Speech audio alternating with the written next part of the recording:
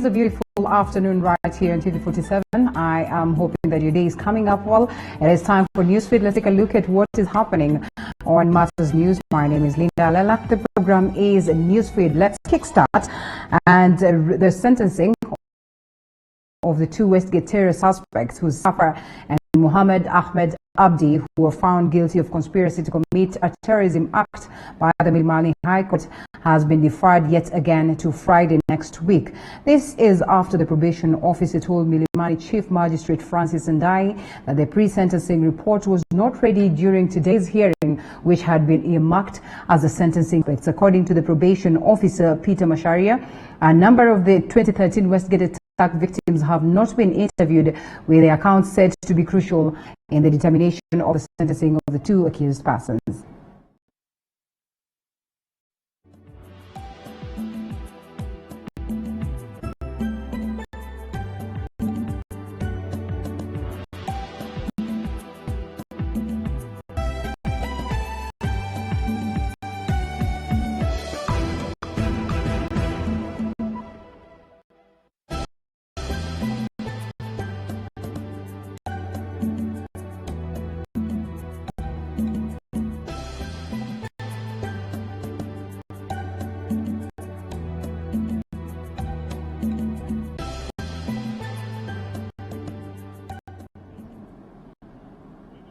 All right, let's cross over to the coast. And Malindi Member of Parliament Aisha Jumwa and her co-accused Geoffrey Otieno have been arraigned at a Mombasa court to take plea on the murder charges facing them.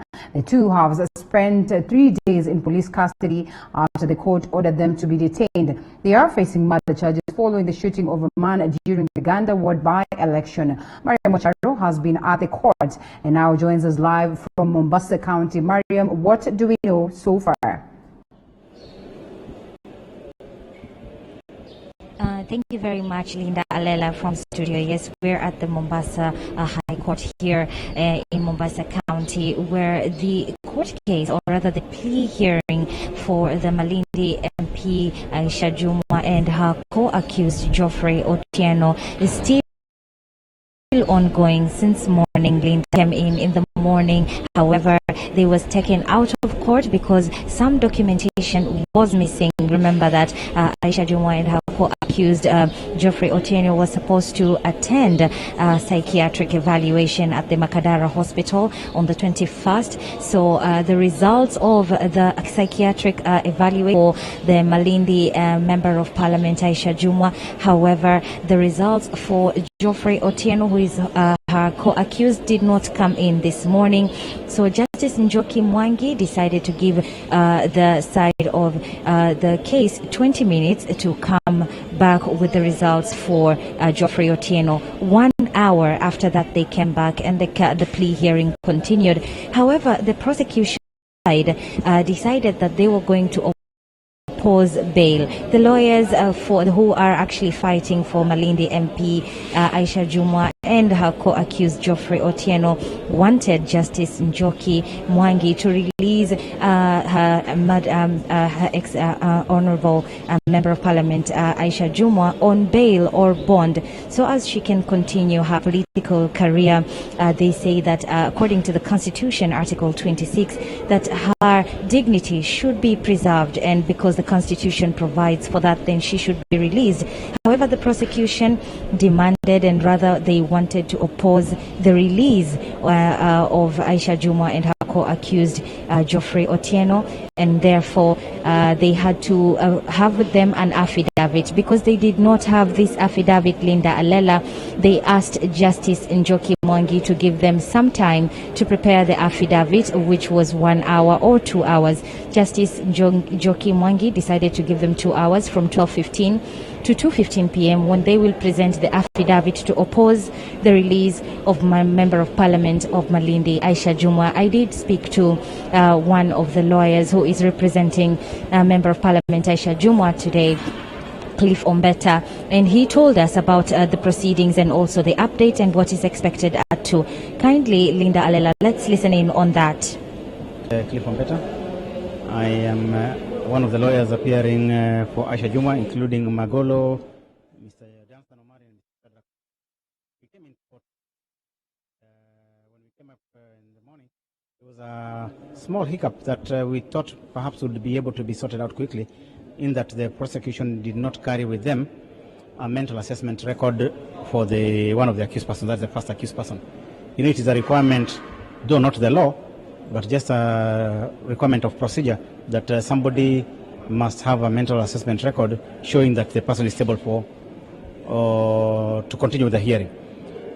In the absence of that, the court said that it could not be able to take a plea. We actually thought that this was a little bit weird, because there is no way you can be able to come to court for a murder trial for somebody taking plea and you forget the most important document, which is document number 1, the mental assessment. This, for me, seemed intentional and purposeful. And when the investigating officer was also asked whether he has a copy of it, he said that he did not carry his file. How does an investigating officer not be able to carry his file? Because that's what is bringing him to court. But we were given a few minutes to get it. We were given about 20 minutes. The prosecution and the investigating officer took about an hour before they came back. And now that we have come to court, we got a mental assessment report, which was good. We also got a probation officer's report, which showed that our clients are candidates, good candidates for bail. Then all of a sudden, the prosecution springs a surprise on us and says that they are going to oppose bail. They are contradicting another arm of government which says that these people are good candidates for bail. But then, again, how do you do it without an affidavit? It is a standard requirement that you must have an affidavit in case you are going to oppose an application that serves the fundamental rights of an accused person or a suspect.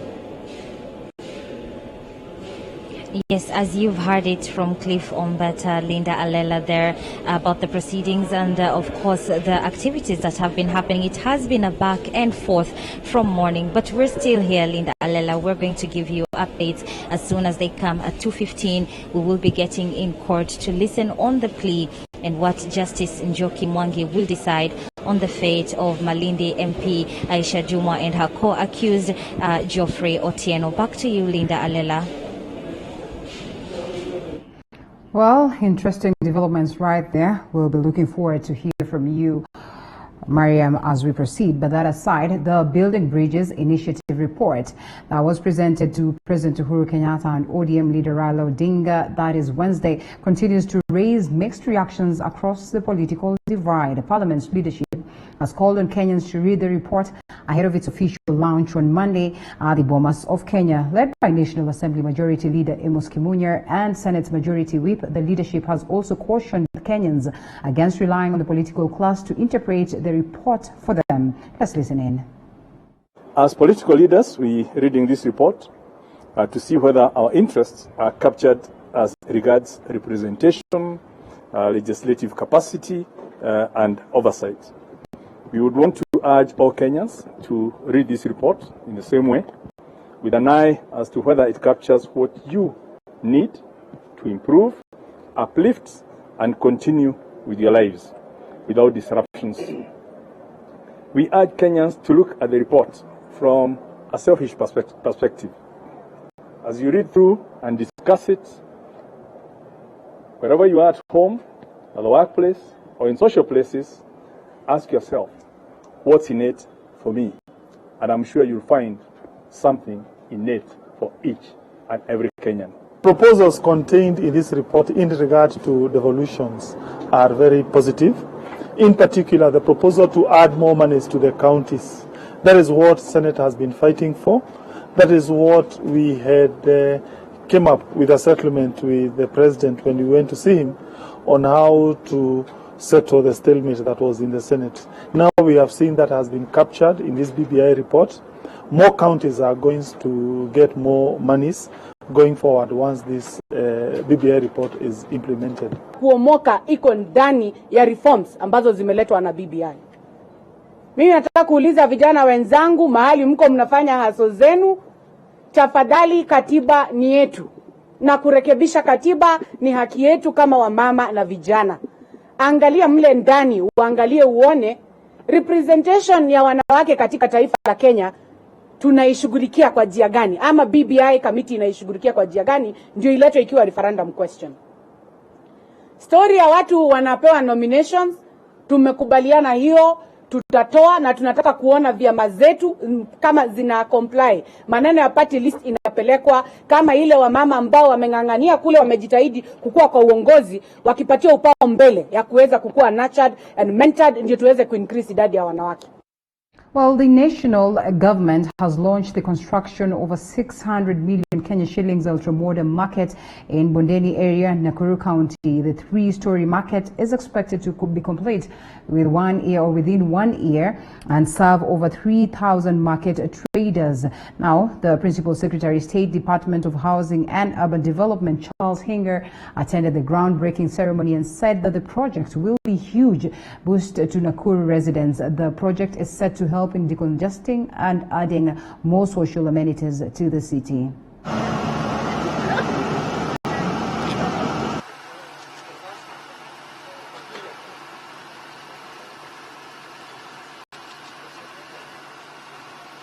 We're here to launch, the start of the construction of this big market. It's going to be one of the big markets which will be able to accommodate over 3,000 traders. So that is something quite remarkable, and we're really excited about it. This is a perfect relationship where you're bringing in your land, we are mobilizing the resources, then we put joint teams together, and we show the way of how we can all continue working together for our people. Now, residents of Rukubi village in Kabete constituency, Kiambu County, are counting losses after an unknown animal suspected to be from the neighboring forest left 5 sheep dead. Now, the residents say that this is not the first time that this is happening, and they fear for their lives as well. They are now calling on the Kenya Wildlife Service to help track the phenomenon, as complaints to the chief have fallen on deaf ear.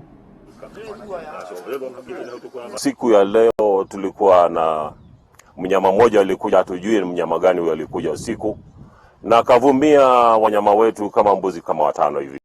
Kwa hivyo tungeuliza serikali ikuje itafute huyo mnyama, hatujui huyo mnyama ni gani. Sasa sio ya kwanza kukuja kula wanyama wetu, mbuzi wetu. Kama 2 weeks ago mbuzi yangu ilikuliwa, na ilikuwa imekuliwa tu kama hizi. Hata mimi nilikuwa fikiri ni umbwa, lakini kulingana na vile nimekuta hizi zimekuliwa, tukajua hiyo direct ni hiyo mnyama yenye hatujui kama ni chui, juu kama ni umbwa haziwezi kula mbuzi namna hii. A section of Ukambani leaders have rallied Ukambani residents to oppose the BBI report that was handed over to President Uhuru Kenyatta and ODM leader Raila Odinga, led by Machakos former Senator Johnston Muthama. The leaders say that the report is not intended to solve the problems of the common mwananchi, but a few leaders. They say the BBI is not all-inclusive, and such it is not building any bridges. Governor Alfred Mutua, however, says Kenyans should read the report before making a decision. Members of Parliament who accompany the leaders in separate events voiced the same remarks and promised to rally Kenyans on opposing the report. They alleged that the report might divide Kenyans more than bringing them together. Nurturing talents and promoting unity and cohesion in and outside the constituency. And the last one is trade. Nataka watu wahusishwe, vyama vihusishwe, viongozi wahusishwe. Kama tunachukuliwa tuko on the sides, tutafuata tu hivi watu wa Matu watasema no, Machakos watasema no, sisi wote tutasema no. Lazima sisi viongozi pia sisi wote tuhusishwe, sio wachache tu wanatuchukulia tu kijuujuu, sio kuunganisha Kenya. How can you tell us that by creating 5 positions you are going to bring peace in Kenya and there will be no opposition? Does it mean that once the constitution amended, so the competitor for the president will be Raila, the deputy president will be Gideon Moi,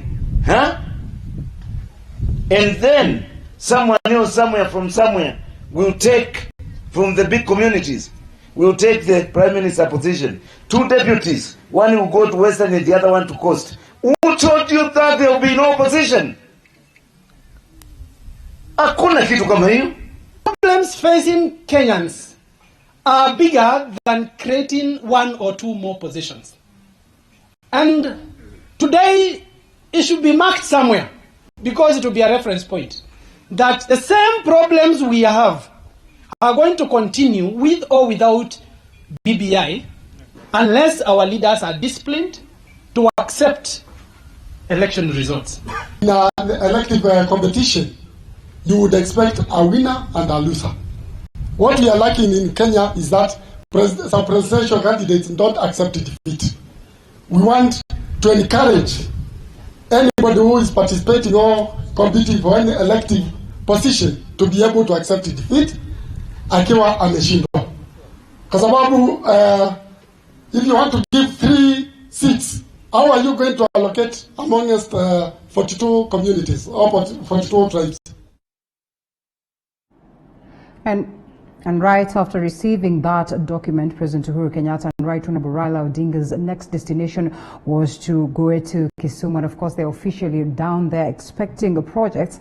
Right Honorable Raila Odinga having that conversation or addressing the nation. Let's cross over to that side and listen in.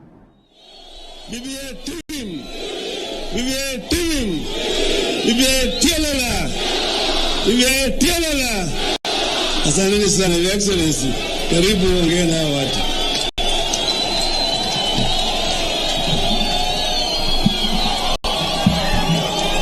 Asante sana, tuketi. Thank you.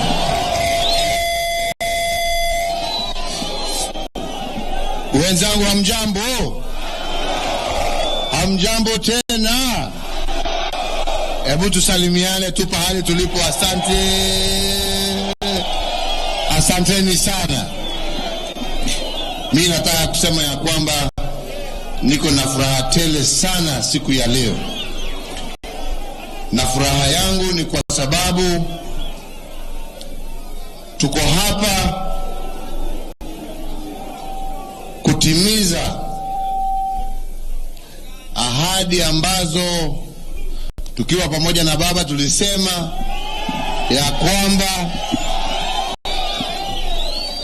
tunataka kuona maendeleo ya kisawa taifa letu la Kenya.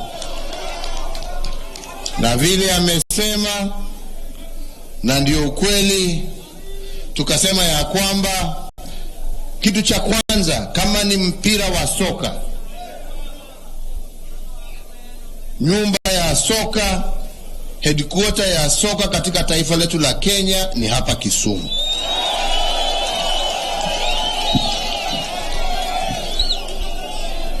Na katika ahadi ambazo nilikuwa nimetoa, tulikuwa tunasema tutajenga stadiums katika kila eneo ya jamhuri yetu ya Kenya, kuhakikisha ya kwamba vijana wetu wako na facilities za kisasa ndio waweze kuinua talanta yao ambayo wamepatiwa na Mwenyezi Mungu. Na tuanze kuona sasa vijana wa Kenya sio tu wakicheza mpira katika taifa letu la Kenya, lakini tukianze kuona wakiwa kule kwa runinga, tunawaangalia wengine wanachezea Liverpool, wengine wanachezea Manchester, wengine wanachezea nani. Na njia ya kuhakikisha ya kwamba vijana wetu wameweza kufika to that level ni kuwapatia facilities ambazo wanaweza kufanya mazoezi yao na kucheza, na hiyo facilities iwe ni ya international standard. Tukasema tutafanya ile grounds ya Jomo Kenyatta Sports Ground, na nikatuma Waziri Amina wakakuja kuangalia. Wakati alirudi Nairobi akaniambia ameongea na viongozi wakiongozwa na gavana wenu, Gavana Nyong'o, ya kwamba hiyo uwanja haistahili kwa sababu ni ndogo na haiwezi kutengeneza uwanja wa kisasa. Na yeye akapropose ya kwamba stadium itoke hapo na tuilete hapa kwa showground. Nikauliza ndugu yangu Raila, wewe umekubaliana na hiyo? Akasema hata yeye amekubaliana na hiyo. Na ndipo leo hii tuko hapa kuweka jiwe la msingi la kuhakikisha ya kwamba hii stadium imeanza. na tumepatiwa ahadi na yule ambaye amepatiwa kandarasi ya kwamba mwezi wa 4 tutarudi hapa kufungua huu uwanja kirasmi na kuangalia na kuwitness timu ya Gor Mahia wakicheza na wenzao kutoka kule Ingoo.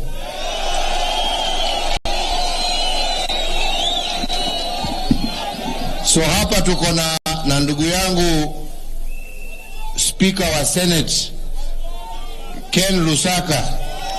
Nimemwambia aende ambie wajipange, tutaona ni nani atakuwa na nani atatokea juu siku hiyo. Si ni namna hiyo? Yeah?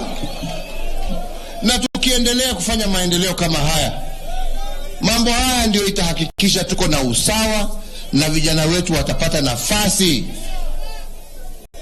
ya kuimarisha talanta ambayo Mwenyezi Mungu amewapatia. Kwa hivyo vile Raila amesema hapa sio ya kuongea mengi, lakini ningependa leo kwa sababu vile tumekuja na kama huu utakuwa international stadium, vile nimeona hii barabara ya kuingia, hii sio barabara ya kuingia international stadium.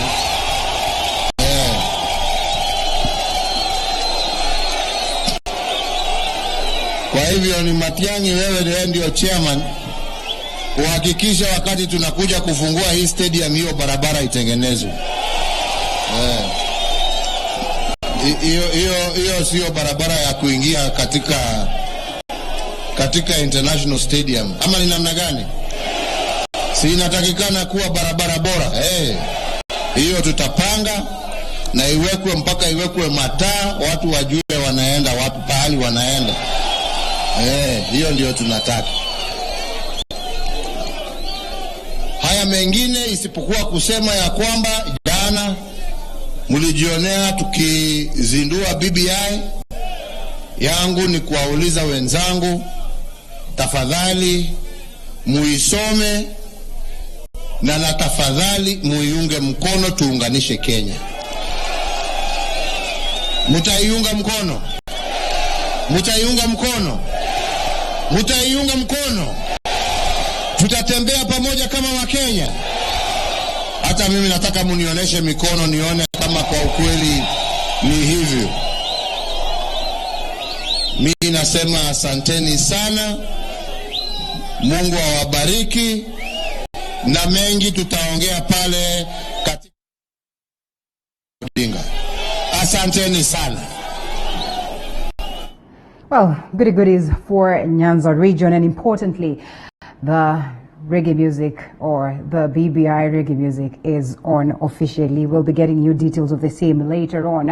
And now the Ogiek Council of Elders has expressed concerns over infiltration of unscrupulous persons into the resettlement program by the government at the expansive of Mau Forest Complex. Now, the group's chairman, John Sironga, notes that under a presidential directive, the multi-agency team tasked to resolve and address the perennial land disputes in Eastern Mau was directed to ensure that the road that has left hundreds dead and others injured is resolved within 11 weeks. The Ogiek Council of Elders has raised a red flag over the ongoing audit by government officials visiting the affected region, saying a number of people who have been enlisted are not natives who were evicted from the forest. The group's chairperson, John Sironga, now wants the government to implement the African Court ruling that compelled the government to settle the minority group on a communal land in the Mau, failure to which they will demonstrate from the Mau complex to State House in Nairobi in a bid to stop the process, saying it has been hijacked by selfish individuals. Sisi tuko kotini na already sasa tukiongea koti yetu ya Arusha, kesi inaendelea, na nashangaa sana kuona serikali wanakuja kufanya kazi mahali wanajua ya kwamba kesi haijawahi ishi ya jamii Ogiek ndio iweze kufanywa implementation. Na sasa tuko na mkakati ya kwamba kuanzia hivi karibuni wiki itakao kuja Sisi kama jamii tumejiandaa, wakubwa kwa wadogo, vijana kwa wazee, wamama kwa wasichana.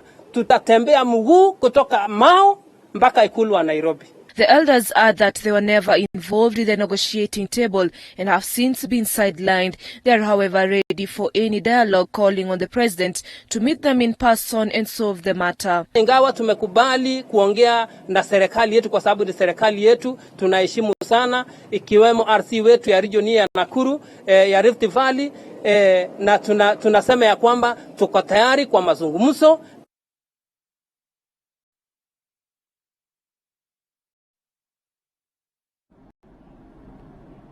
Parents in Trans Nzoia County have been challenged to take up the responsibility of instilling moral values among their children as a way of averting the rising cases of sexual violence against the children. More than 11,000 teenage pregnancies being reported in the last 1 year. Boniface Baraza has the details. According to nominated MC Mercy Tanui, who is also the vice chairperson of the Women Caucus at the County Assembly of Trans Nzoia, the rise in cases is worrying and must be addressed.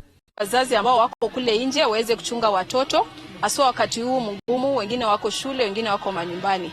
Kuna wale watu ambao wameweza kuacha, kuna wale wanaume wameanza kuacha umbwa yao inauma watoto bila kujua ni mtoto ama huyu mtu ni mzima.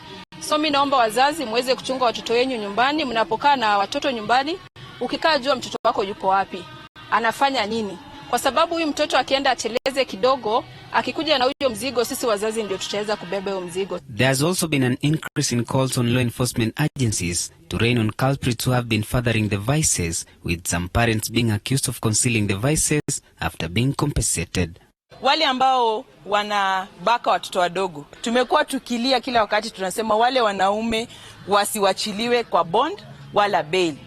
Lakini BBI tunafurahi ya kwamba imesema mwanaume wote atashikwa amedefile mtoto mdogo atakaa ndani hadi kesi ishe, kwa sababu wamekuwa wanatoka wanaenda kuthreaten kina mama, wengine hata wanaua. Hawa ndio wanaenda tena kudefile. Kwa hivyo tunafurahia BBI, lakini lazima nafasi ya kina mama itengwe na ionekane vizuri. The challenge of desk supply in public schools to achieve social distancing is also a thorny issue, with stakeholders want addressed in time as the institution reopened partially. Na wale ambao walipewa kandarasi ya kutengeneza madawadi wajitokeze, tujue madawadi imefika wapi. Kwa leo hata mwalimu mmoja hajui kama kuna dawadi zinatengenezwa, so bado watoto wanaketi tu namna hiyo. Kwa hivyo nataka kuomba kwa county commissioner, wewe ndio ulitangaza na nataka tujue nani alichukua kandarasi ya kutengeneza madawadi. Additionally, rural schools in the region are still faced with challenge of water supply to facilitate the washing of hands in line with the COVID-19 containment measures. Tuhakikishe kwamba shule ina maji, sababu leo nimeona watoto wanatumia mtungi moja, so bado pale kuna mzongamano. Tuangalie kwamba kama tunaweza patiana kila darasa mtungi, itatusaidia kuweza kubambana na hili changa. Boniface Barasa, TV47, Trans Nzoia County. Well, let's take some sports stories here. And Manchester City made a winning start to their 10th attempt at winning the Champions